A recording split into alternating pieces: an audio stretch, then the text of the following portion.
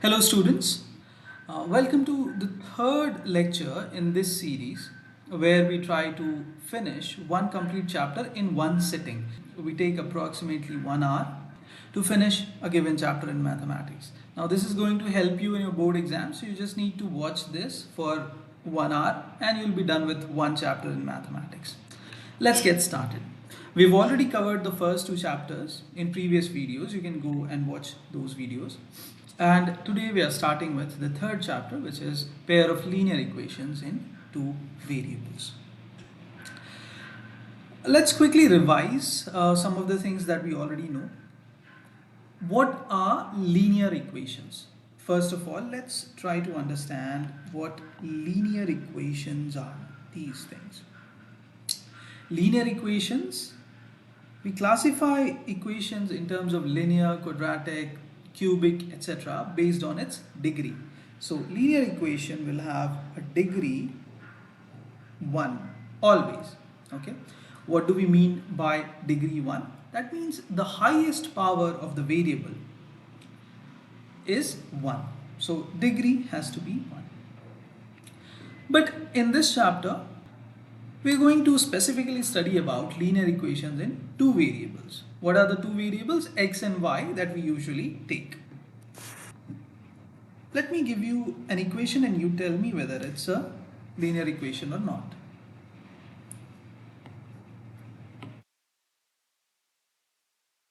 X square plus y equal to 0. What do you think? Is this a linear equation? Well, it's not a linear equation, no.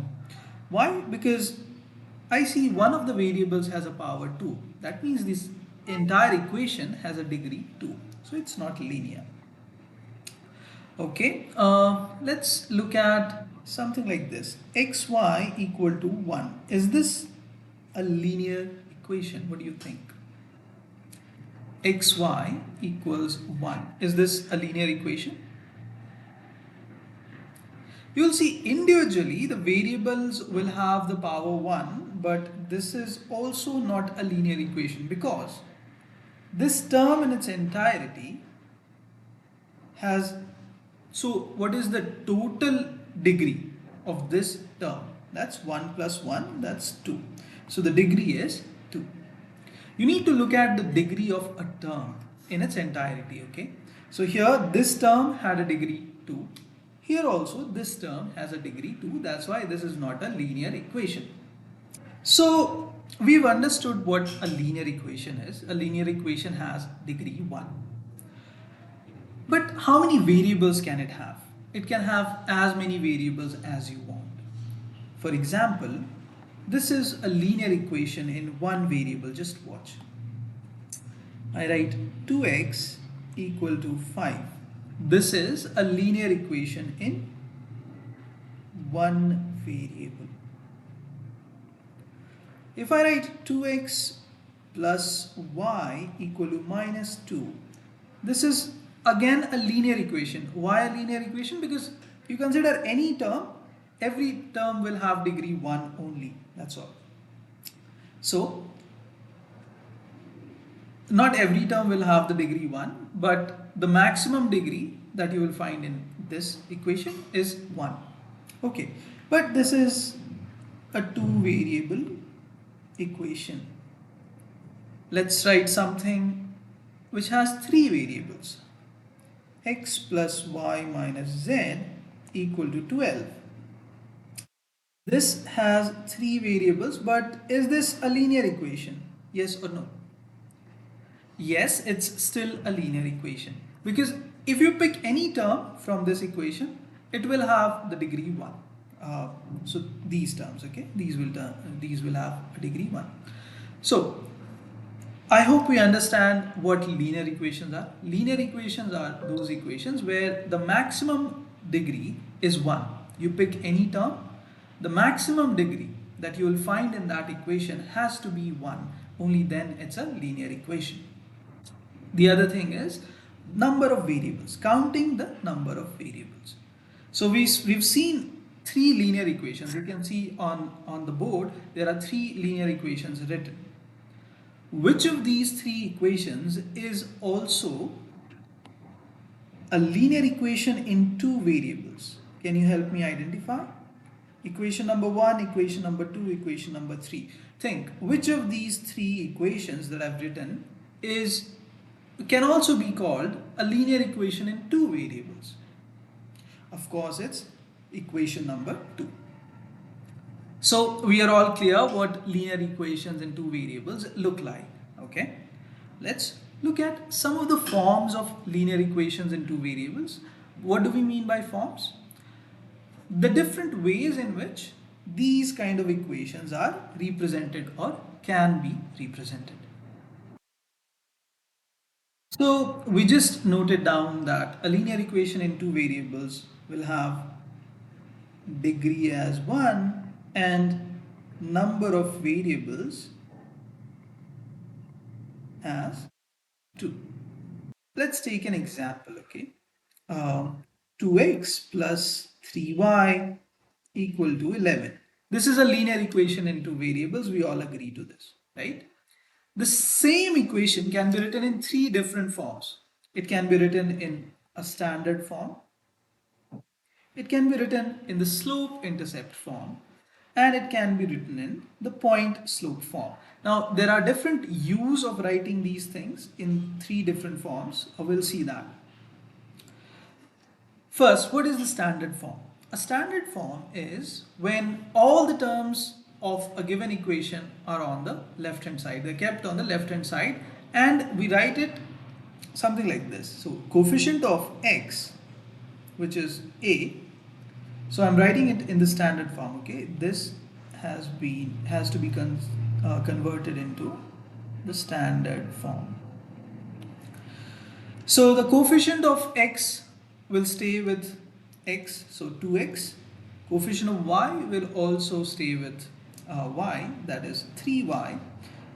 And the constant term will also be on the same side.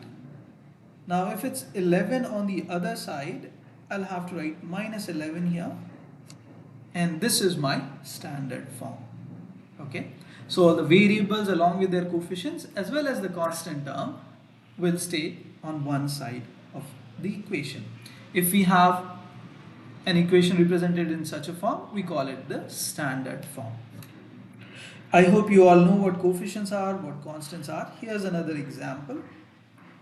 It's 3x plus 2y minus 11. It's a different equation from the example that we took. Okay. All right. Let's look at the slope-intercept form. Let's understand what a slope is, what is meant by slope, and what is meant by an intercept. I hope you recall some coordinate geometry from class 9. So that's going to help us here, okay? That's going to help us. What we are going to do is, we're going to convert this example into the slope-intercept form, okay? So what is the slope? So if you remember the Cartesian plane, this is your x-axis, this is your y-axis. And let's say we have a line. By the way, a linear equation in two variables would be represented by a line on the graph. Okay, we'll see how and all those things. Okay, but let's quickly understand what is slope. So this linear equation, we can plot it. We can plot different values of x and y, and we'll get a line. So the slope is basically tan of theta, okay, where theta is the angle made by the line with the x-axis. So tan theta is the slope, and that's where this slope comes from. What is intercept? Intercept is specifically y-intercept here. So this length, okay, the line cuts the y-axis at some point, let's call it P. The distance from the origin to that point P is the y-intercept of this line, okay? So if someone gives you a line directly in this form, you can easily plot it on the coordinate plane, right? It will be very easy because you know the slope also, you know the y-intercept also. How do we write from standard form to the slope-intercept form? How do we convert an equation from one form to the other? There are some interesting things in the slope-intercept form. Y, the variable y, has a coefficient 1. So that's what we try to achieve. And it's on one side of the equation. So what I'm going to do now is, I'll write this equation here, 3x plus 2y minus 11 equals 0. This is our equation. We want y to be alone and to be on one side. So what we'll do is we'll move all the other terms to the other side, to the right hand side. So 2y equal to 11 minus 3x. This is what we have. But I want just y, not even 2y. So what I'll do is I'll divide both sides by 2. This will give me 11 by 2 minus 3 by 2x. Okay. Or if you arrange it or rearrange it, you'll write minus 3 by 2x first and then the constant term 11 by 2. So from here it's clear that the y-intercept of this line, if I'm going to plot this line, its y-intercept is going to be positive. First of all, it's plus 11 by 2, so somewhere around 5 point something. Okay, so if you plot this, this is your y-intercept. And what is the slope, by the way? The slope is minus 3 by 2. That means negative slope. The line will have to be something like this. Okay, this will be our line.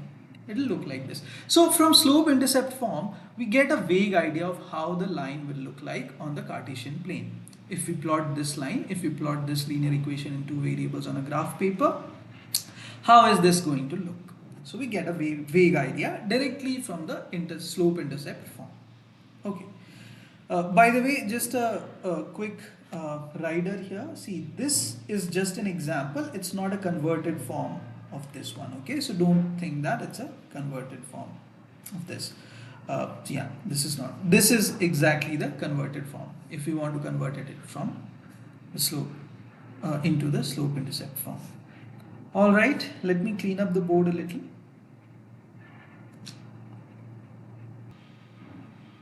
From the slope-intercept form, we knew two things, the slope and the intercept of the line.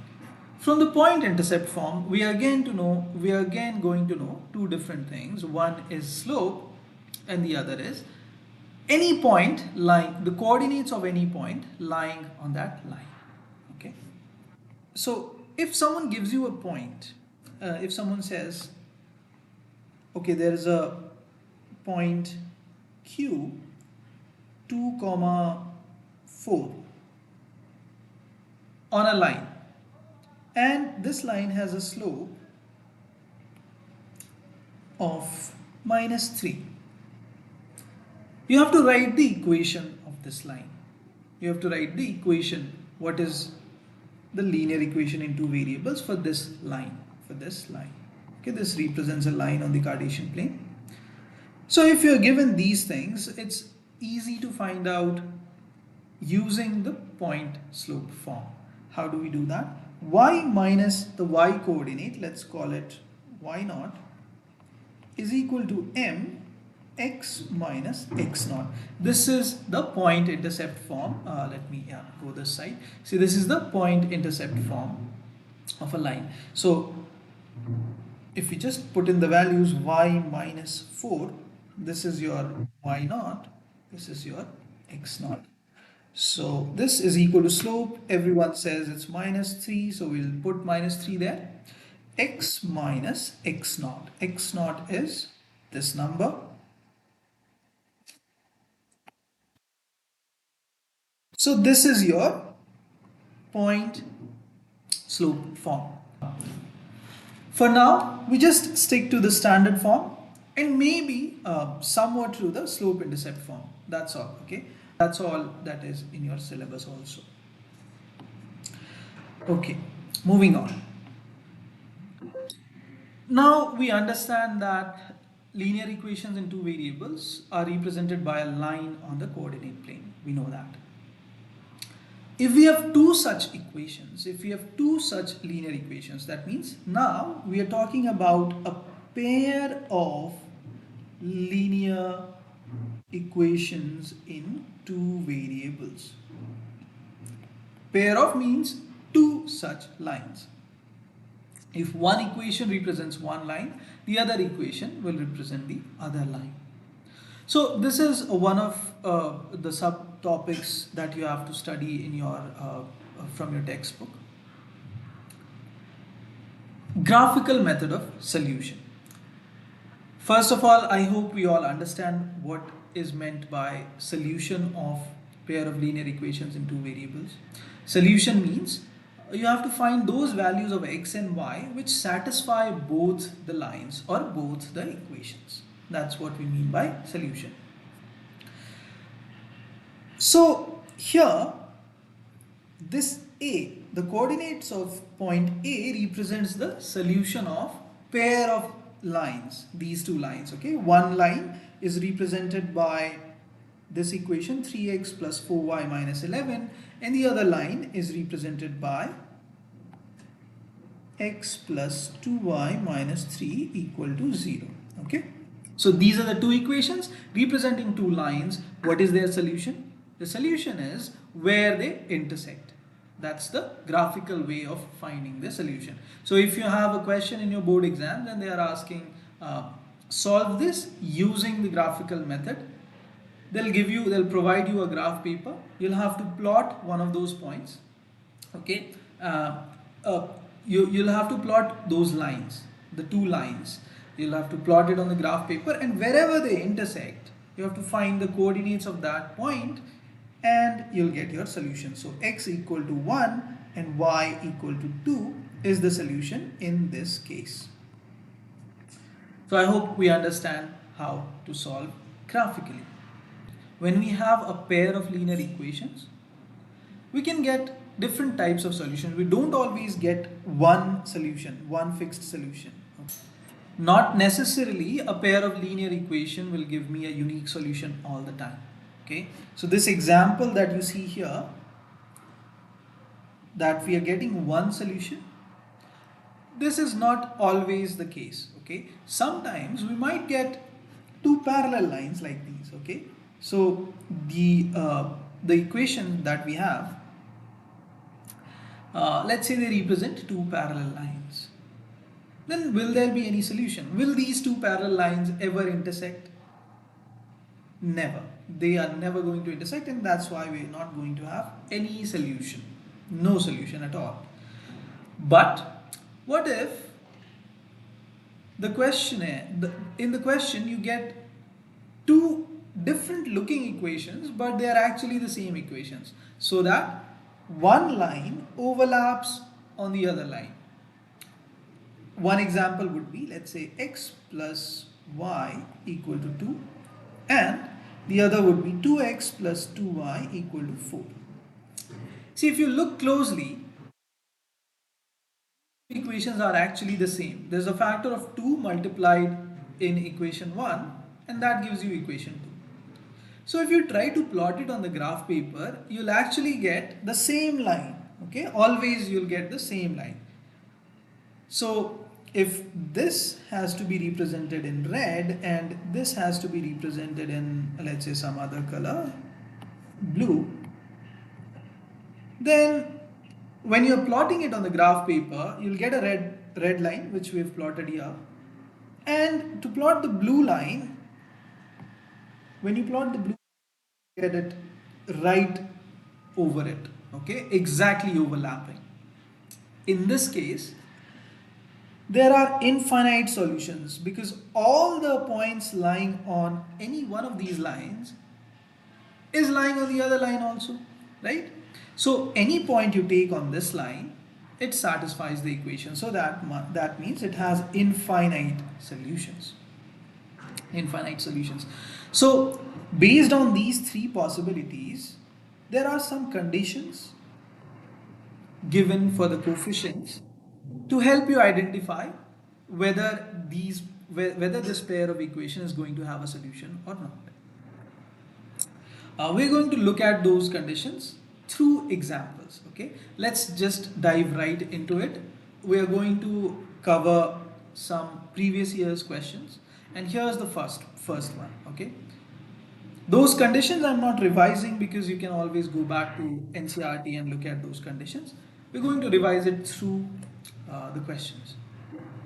Pause the video, take 5 minutes to solve this question, and then come back and we'll look at the solutions. All right. So, we have to find the number of solutions of the following pair of equations. Remember, we don't have to find the solution. Instead, we just have to tell them how many solutions are there. Whether there is one solution, no solution, or there are infinite solutions. That's all we have to do. Since this is a 1-mark question, that's all is demanded from us. Let's try to figure things out. See, there is a condition on coefficients given in your book. If you remember that, you can use that directly. If not, let's look at it in a new way. Let's write both these equations in the standard form and analyze for a while. Okay. First one is already in the standard form. Let's write the second one in the standard form also. So this becomes 2x plus 4y minus 16 equal to 0. Now look at these two equations that I've ticked. Okay, this one and this one. What do you think? Are these two equations the same? Yes or no?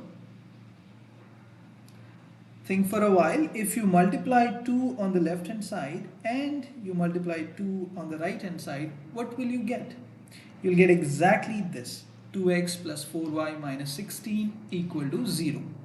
So actually, when you plot these equations on the graph paper, you're going to get the same lines. Okay, so exactly overlapping lines, one over the other. So if it is, these represent overlapping lines,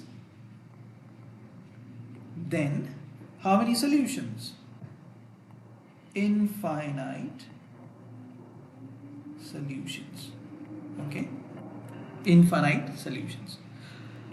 Okay, what is the condition given in your book? Your book says if the coefficients are all in proportion, coefficients of all the three terms, the coefficient of x, the coefficient of y, and the constant, if all these are in proportion, then you have infinite solutions. So if a1 upon a2 is equal to b1 upon b2 is equal to c1 upon c2, then you have infinite, this implies that you have infinite solutions. So you just have to check whether that's the case.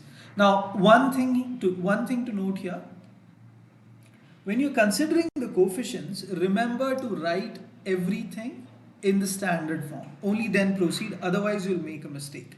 So here, if you're taking constant as minus 8, you'll have to take constant as minus 16, C2 as minus 16, because both have to be written in the standard form. Okay, now you try figuring out whether there are infinite solutions or not. Okay, I hope you can do this. Let's move on to the next question. See, students, this type of question is definitely going to come in your exam. Okay, every year it comes. There's no exception for this year also. So please practice this. Okay. Here's another question which came in 2019, and it's a 2-mark question. Pause the video, try it out, and then we'll look at the solutions. Okay, let's look at the solution now. So the concept that's going to be used in this question is very similar to the first question that we did. This question says if we have to find C if the system of equation has infinitely many solutions. Okay, we see that both the equations are already written in the standard form. The first check is complete. Both of the equations are written in the standard form. What next? We need to check whether the coefficients are proportional or not. The coefficient of x, the coefficient of y, the coefficients of the constant terms. Are they all proportional? See, if we have only this, a1 upon a2 is equal to b1 upon b2, that means coefficients of x are equal to coefficients of y, but they are not equal to the coefficients, the constant terms, the ratio of the constant terms. Then it simply says that the slope is the same, not the y-intercept. So that means when you are plotting it, one line will be like this, the other line will have a similar slope. It can either be here or here, but not exactly equal to that. So there will be no overlapping, and if there is no overlapping, there is no solution. No overlapping and no intersection means solution. I just wanted to refresh your memory on this. Okay, let's look at the question now. Let's write the expression for ratio of the coefficients. Coefficient of the first equation, coefficient of x in the first equation upon coefficient of x in the second equation. This has to be equal to the coefficient of y in the first equation upon the coefficient of y in the second equation. This has to be equal to, for us to have infinite solutions, infinitely many solutions, this also has to be equal to this constant term upon this constant term. So 3 minus c upon minus c. Is it the case? Well, it has to be the case because it's given in the question that there are infinitely many solutions. With this given, we have to find the value of c. That's the question. So we can find the value of c from one pair of equation. Let's consider this pair first. If we solve this, we get c square is equal to 36. C is either plus 6 or minus 6. If you solve this, you'll get this. Okay. What about the other one? Let's try take any other pair, okay? The common one will be your answer. The common value of c will be your answer. Okay, if we take this one, 3 upon c is equal to 3 minus c upon minus c, okay? So it's minus 3c is equal to 3c minus c square, and we get c square minus 6c equals 0. You can solve it on your own, students, okay? So c and c minus 6 equals 0. So you get again two values of c. C can either be 0 or it can be plus 6, okay? 0 and 6. Now what is the common value? We've considered these two pairs. What's the common value? The common value here is plus 6, okay? So your answer is that for c equal to 6, these two equations will have infinite solutions. You can do a check whether you are right or wrong by considering these two equations, okay? Consider this one and this one together. Again, you'll get two values of c.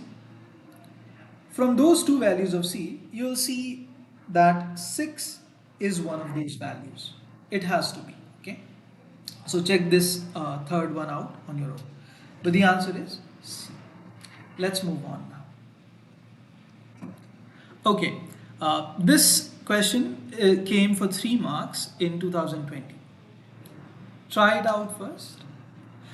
Pause the video, try it out, and then come back to look at the solution. All right, let's look at the solution now. To solve a pair of linear equations graphically, we need to plot the graphs of these two equations. This one will also represent a line, let's call it L1, and this one will also represent a line L2 on the graph paper. How do we plot these lines? See, if you know the slope-intercept form of these two equations, you can roughly plot them. But plotting roughly won't give you the exact points, so you have to use graph paper. Graph papers are provided by the board uh, to every student, so you can use that. I'll do roughly here, and so that you know how to solve this. Just the process. 2x plus 3y equal to 2. You can either use the slope-intercept form, so this will become in the slope-intercept form, this becomes minus 2x plus 2 upon 3, this is y. So it has a negative slope and the y-intercept is 2 upon 3. So we can roughly plot it. I'm just plotting it roughly, okay? And the second equation is x upon 2 minus 4. That's the value of y, okay? So this is the equation, this is the second in the slope-intercept form. So from here I know that slope is 1 by 2, okay? 1 by 2 and the intercept is minus 4. So it's positive slope and negative intercept, so the line is going to look something like this. Okay, something like this. So our solution would be somewhere here. If you're plotting these exactly on the graph paper, you'll know what that exact solution is. All you have to do is find out the coordinates of this point. Find the coordinates of this point, x comma y. That's how you solve it. Okay. But what if you do not remember the slope-intercept form? You don't know how to utilize the slope-intercept form of a line.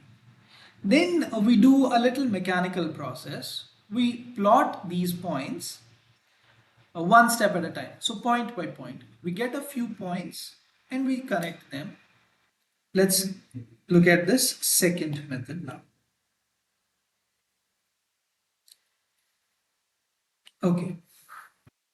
So you have x and y, you make tables like these because we want some points to plot on the graph paper. First we're going to use this equation, 2x plus 3y equal to 2. You take x as 0, start from that, okay? You take x as 0, then you take 1, 2, 3, 4 and so on, and find the values of y, find the corresponding value of y. So if x is 0, y is 2 upon 3. You can put the value of 0 there and find out the value of y. If x is 1, 2 gets cancelled, y is 0. If x is 2 and so on, you can keep on going. Okay, so we have 4 points actually. All you need is any 2 points, pick any 2 points from here, okay? So we have, for now we have 4 points, let's call those A, B, C, D. Point A is 0, 2 by 3. Point B is 1, 0. Point C is 2, 2 upon 3, minus 2 upon 3. And point D is 4, minus 2. You plot any 2 points and connect them, you'll get the equation of this line, 2x plus 3y equal to 2. Now we do a similar exercise for our second equation also. We don't even need these many values, but it's up to you, okay? Okay, if x is 0, then y comes out to be minus 4. If x is 1, then y comes out to be minus 7 by 2. If x is 2, y comes out to be minus 3.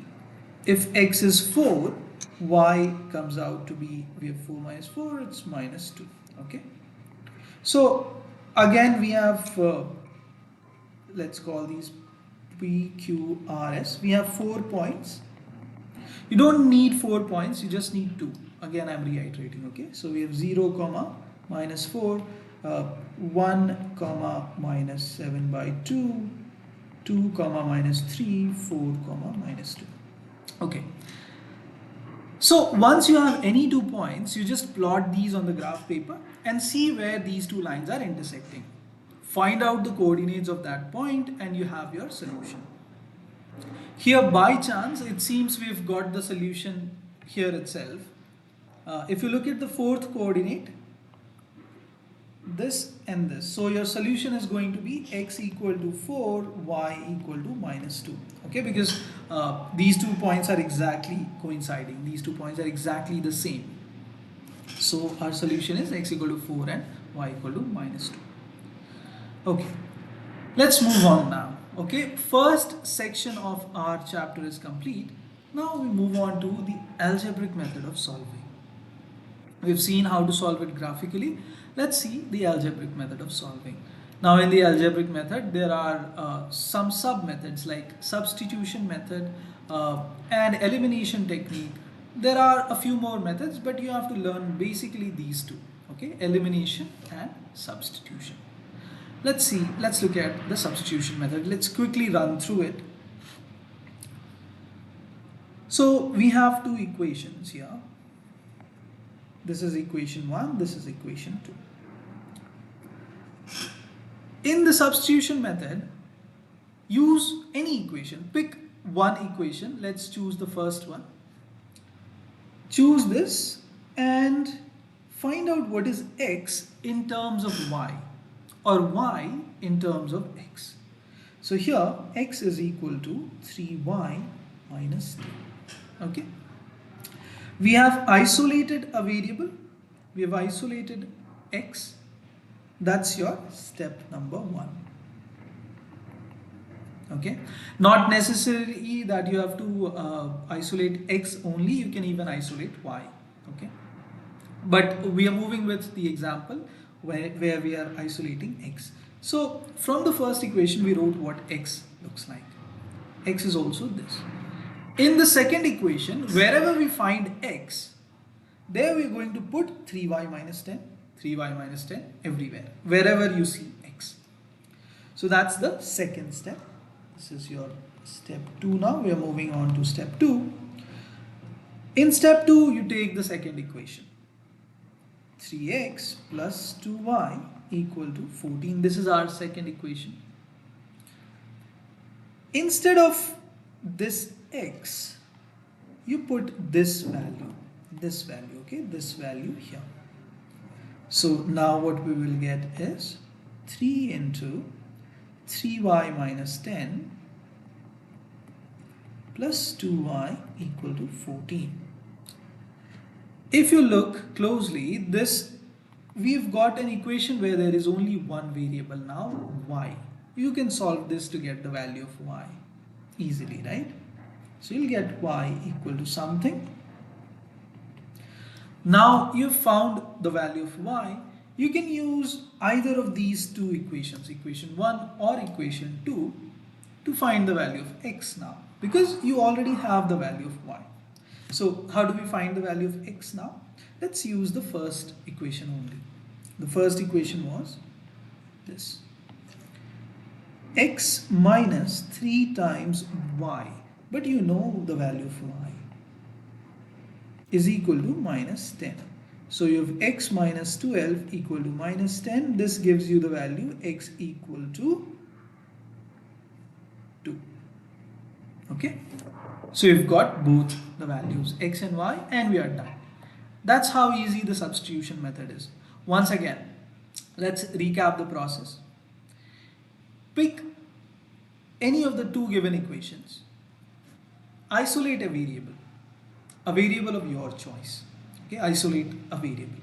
Once you have isolated that variable, in the second equation, you write the expression which lies on the right hand side of this equation, which you got after isolating the variable, and substitute it in every place where you see that particular variable that you isolated.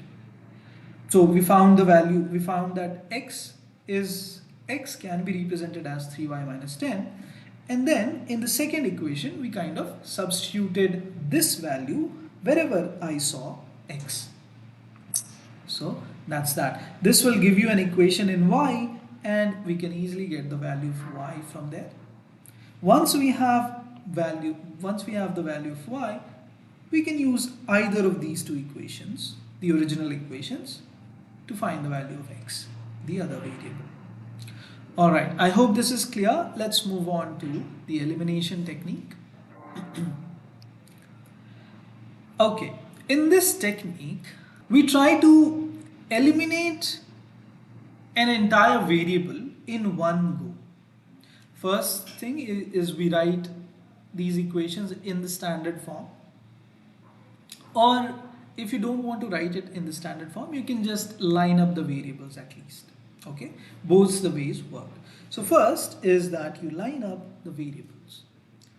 That means x below x, y below y. Now, see if adding or subtracting can eliminate one of these variables. If adding and subtraction can directly do that, we are good to go. There's nothing else to be done. We just do that and move on. But if we have something like this, see, I know we have lined up x's and x's, 2x and 5x.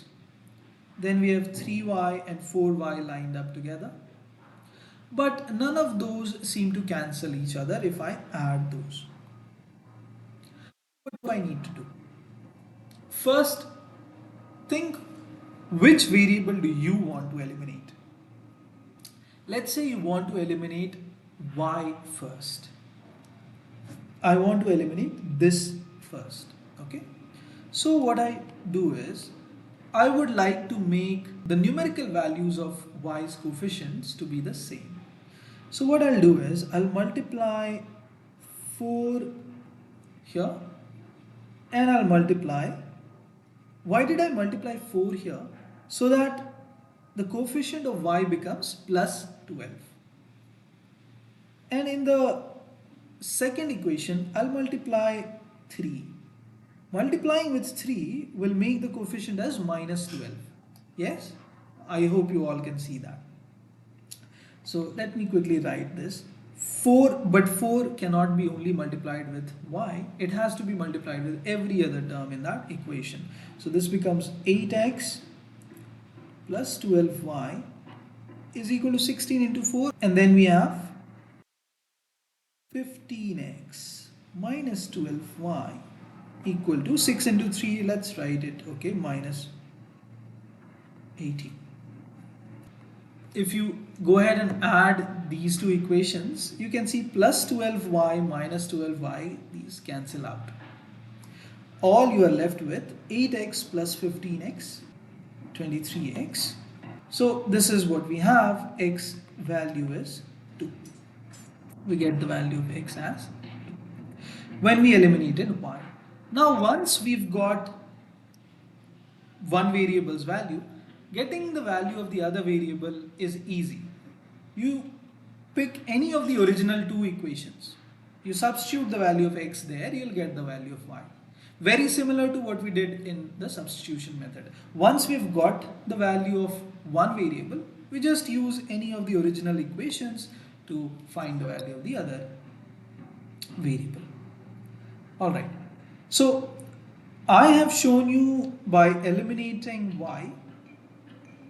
In this example that's in front of you, we've eliminated x. Okay, so both the methods are there. So if you want to eliminate y, this is how you eliminate. If you want to eliminate x, you go through these processes. Okay, you go through this process, you'll be able to do that. You'll be able to find the answer. Alright, with this short theoretical recap, let's move on to the type of questions we get in the exams. Here's a 3-mark question. Now this segment is important because mostly you get 3 to 4 mark questions from this segment. Algebraic solution of a pair of linear equations. So yeah, try this out, pause the video, try this out, then come back to look at the solution. Alright, Let's look at the solution now. We have two equations and we want to find out the values of x and y. We have to find the solution. Those values of x and y which satisfy both the equations. We've seen two methods, elimination technique and substitution method, to find the solution. Let's see if elimination technique works. If I just divide this by AB on both the sides, what do I get? I get x upon b minus y upon a is equal to 2.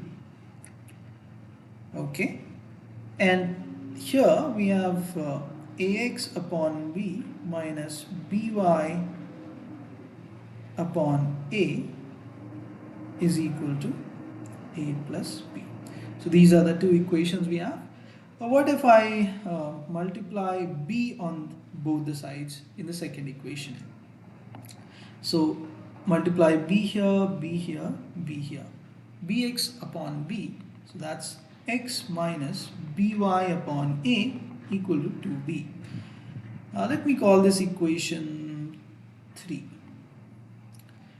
I'm going to write equation 1 and equation 3. This is equation 1, this is equation 2. Equation 1 and equation 3, one below the other. So let's see. Ax upon b minus by upon a equal to a plus b, and then we have x minus by upon a equal to 2b.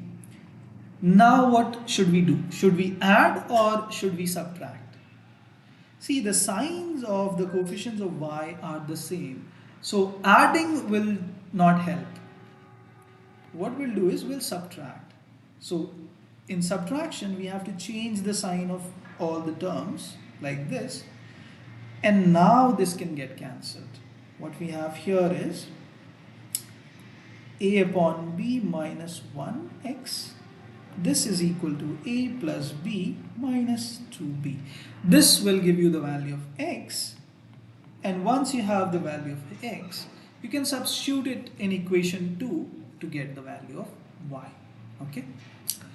You can look at the remaining solution. You can try it out on your own. I've given you the method. So this was the elimination technique where we eliminated y first. The substitution technique is also simple. For the substitution technique, we need to separate one variable. And this would become ax is equal to 2ab plus by. So x becomes 2ab plus by upon a. See, substituting this here might make things complicated. So you need to, but you will get the solution, okay? There's no doubt about that. There'll be a complicated equation, but if you solve it, you will eventually get the solution. So you will have to take a rational call when to use the substitution technique or when to use the elimination technique. Okay, moving on to the next question. This came in the year 2019. Again, it's a 3-mark question. So word problems like these, where you have to interpret what the question is saying, then frame the equation and then solve those two equations. Now this type of question is definitely going to come this year also. Please practice such questions more and more so that you can master these and solve it in the exams. For now, just pause the video, try it out for 5 minutes, then come back and look at the solution. A father's age is 3 times the sum of the ages of his 2 children. After 5 years, his age will be 2 times the sum of their ages. Okay. So, if we have to choose variables, one variable would be father's age, let's call it x. The other variable, the sum of the ages of his 2 children, y. See, if you want, you can take the age of one children as a, the age of other children as b, but then you'll have 3 variables. We don't need 3 variables. We are always dealing with sum of their ages, So it's okay to club those. Instead of taking 3 variables in total, we are now left with just 2 variables. So we're going to do that. So a father's age is 3 times the sum of their ages, the sum of ages of his 2 children. So x is equal to basically 3 times y. After 5 years, what happens? The father's age is x plus 5.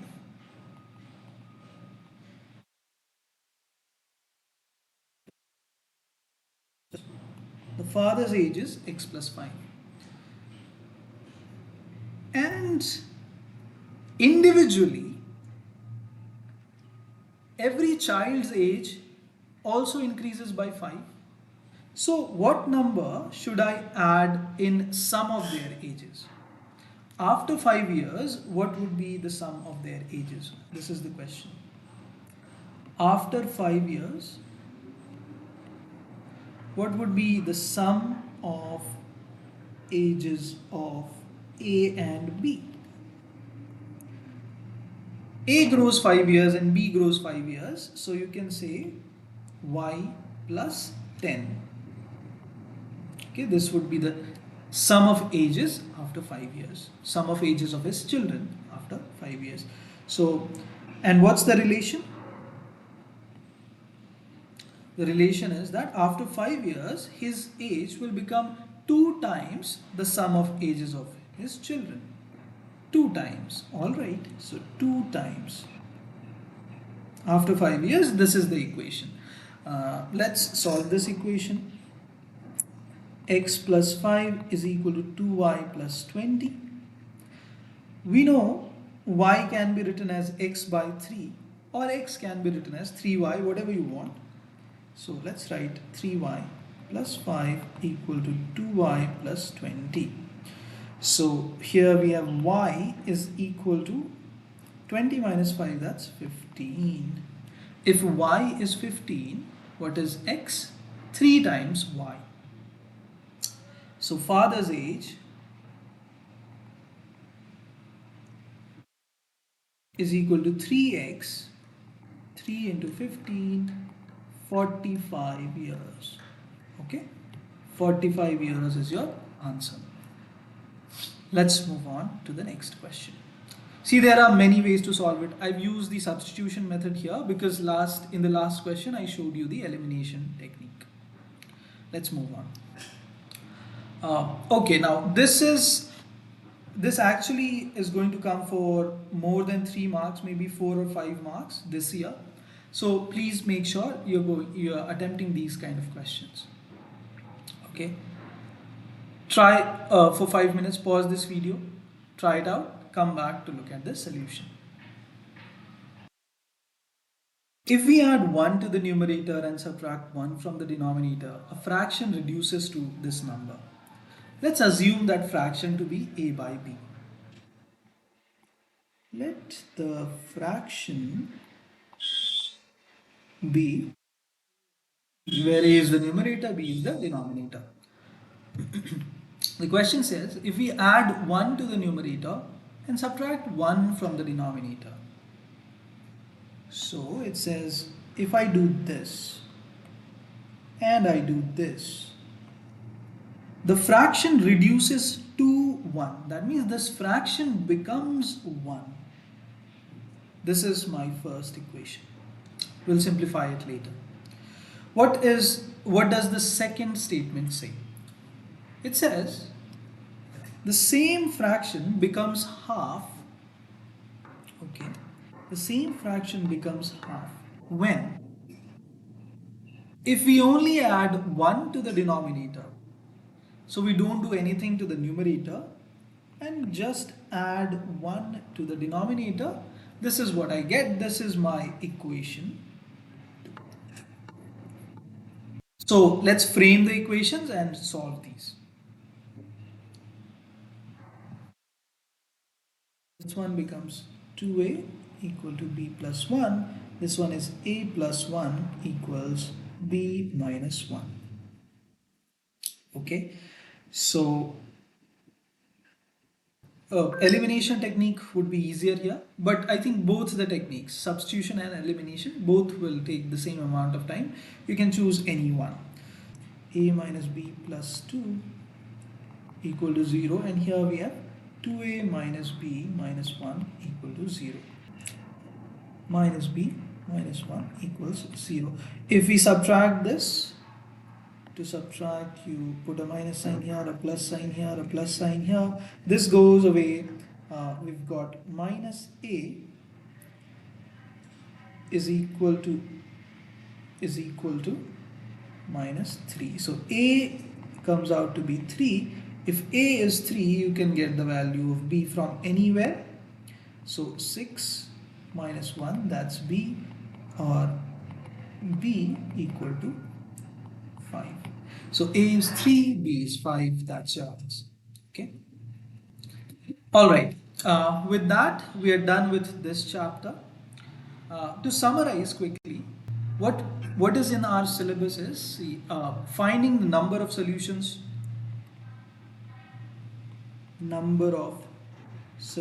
of a pair of linear equations into variables, and there is a relation between the coefficients of x and y and the constant term that tells you how many solutions our pair of linear equations are going to have.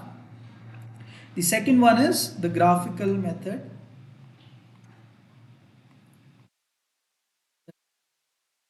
solving or finding the solution. In this, what we do is we use the graph paper, we draw the graphs of the two lines and see where these two lines are intersecting.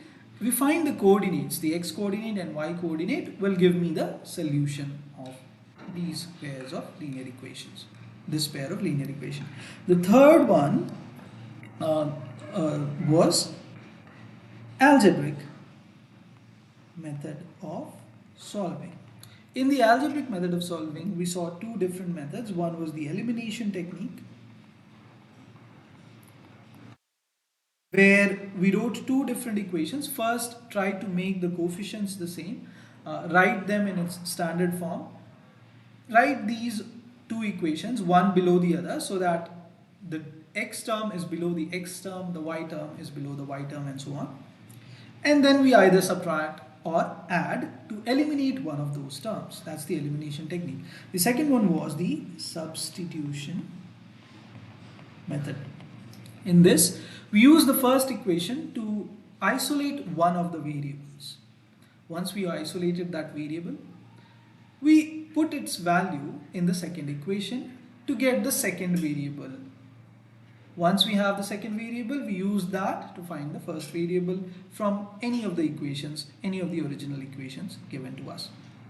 With that, students, it's a wrap. In the next class, in the next session, we are going to cover chapter 4. One chapter in 1 hour. Thank you so much for joining. I hope you enjoyed the session. I hope this helps you in your upcoming exams. Thank you so much for joining.